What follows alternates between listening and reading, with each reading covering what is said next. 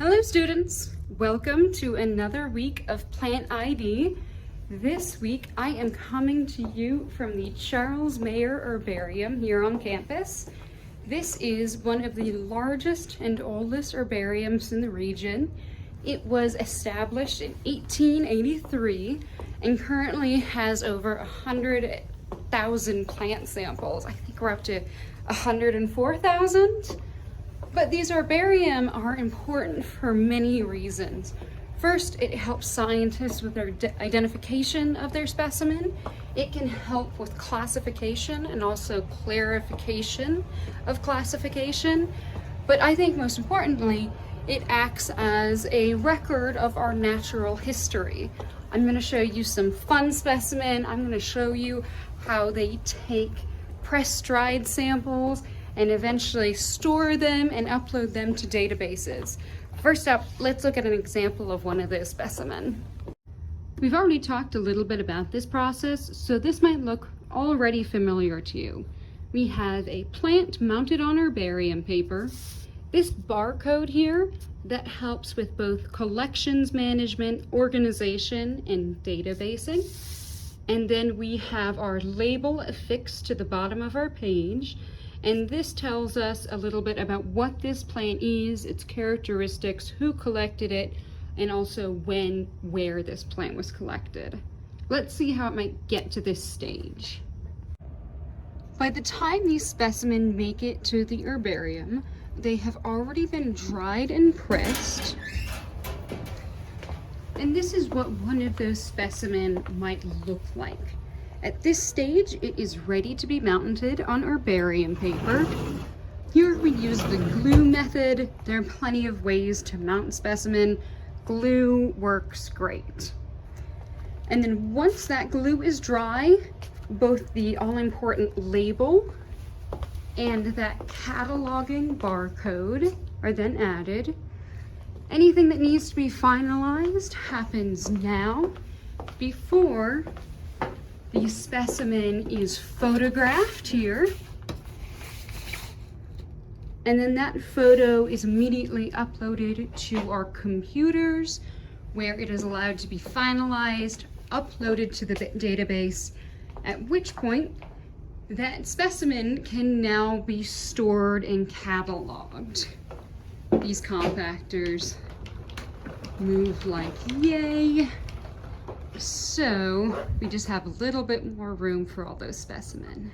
Now, if you're interested in the herbarium or these collections, there are a few ways to get involved as a student.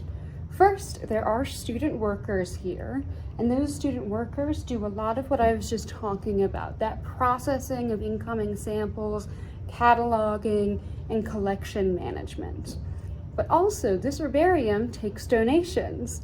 And so if you would like to contribute to this collection yourself, at the end of the semester, once you're done with your personal project, you can hand those samples over to me and I will hand them over to the curator. And so you can be an active donor to our herbarium. A few fun examples of different specimens that are found in this herbarium. So here is a specimen collected from 1890. That is a columbine flower.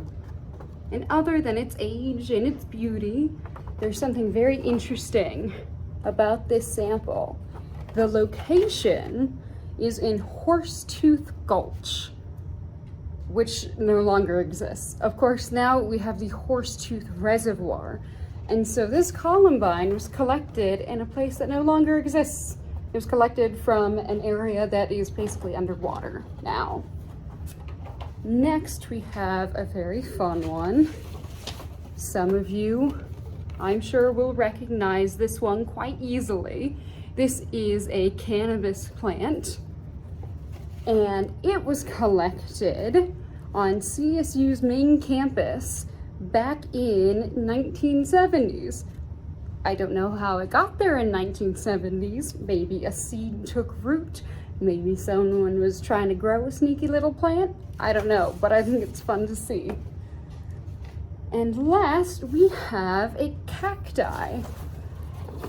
So of course, all of these samples here, they get pressed for many reasons. But with a cactus, which has such a three-dimensional shape, it can be difficult to preserve it because you have to suck out all of that moisture to put it in an herbarium like this. And so one of the ways you can do that, other than just storing it in alcohol, is to section it up, basically. So by sectioning it, you're able to remove more of that moisture and actually get a reasonably flat sample. But yes, you can see some of the difficulties of trying to include cacti like this in our herbarium. One more thing I want to point out. This behind me is the reference collection. So this collection has all common Colorado species. This could be very helpful to you. As you're getting towards the end of your project, you might have some questions about your species. You might have a difficult time identifying them, or maybe have a good idea of what you've got, but you want to be sure. If that's the case, please let me know, and I can either get you into the herbarium so we can take a look at these specimens and compare them to what you've collected. Or, I know not all of you live in the area, and so I'd be happy to take some photos. If you have some good candidates, I can look through our collection and see if your candidates are here. If they are, I'll take some photos for you, and so you can compare and contrast your samples. Now, I'm going to go back to my computer and just give you an introduction to the database.